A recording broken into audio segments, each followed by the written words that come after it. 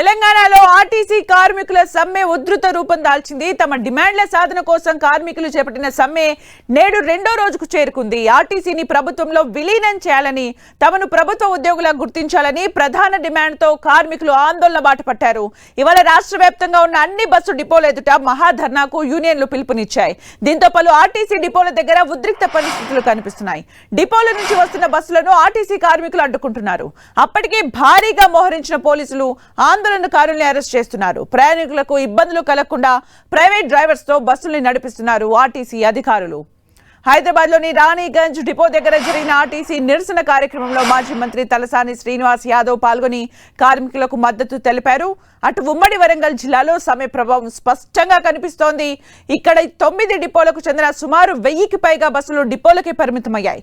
ఇక వికారాబాద్ జిల్లా పరిగిలో ఉదయాన్నే కార్మికులు డిపో ముందు బైఠాయించి నిరసన తెలిపారు. ఉమ్మడి నల్గొండ జిల్లాలో అన్ని డిపోల దగ్గర ఇదే పరిస్థితి కనిపిస్తోంది. బస్సుల్ని డిపోల నుంచి రాకుండా ఆర్టీసీ కార్మికులు అడ్డుకుంటున్నారు. కొన్ని చోట్ల పోలీసులు దగ్గరుండి బస్సుల్ని రన్ చేస్తున్నారు.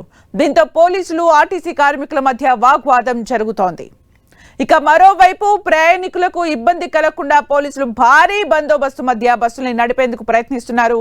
మహబూబాబాద్, తొర్రూరు, వరంగల్ ప్రాంతాల్లో బస్సులను అడ్డుకున్న కార్మికులను పోలీసులు అదుపులోకి తీసుకున్నారు. కాంట్రాక్ట్ డ్రైవర్లు, పోలీస్ కానిస్టేబుళ్ల సాయంతో అద్దె బస్సుల్ని నడిపిస్తున్నారు. సమ్మెపై టీజీఎస్ ఆర్టీసీ యాజమాన్యం ఘాటుగా స్పందించింది. సమ్మె వద్దు, మాయ మాటలు నమ్మొద్దు అంటూ సిబ్బందికి విజ్ఞప్తి చేసింది. చర్చలు పెండింగ్ లో ఉన్నప్పుడు సమ్మె చేయడం చట్టవిరుద్ధమని స్పష్టం చేసింది. చట్టవిరుద్ధమైన సమ్మెలో పాల్గొంటే చర్యలు తప్పవని హెచ్చరించింది.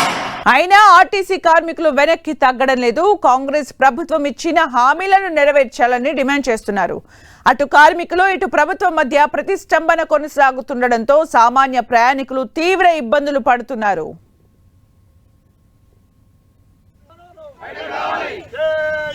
जिंदाबाद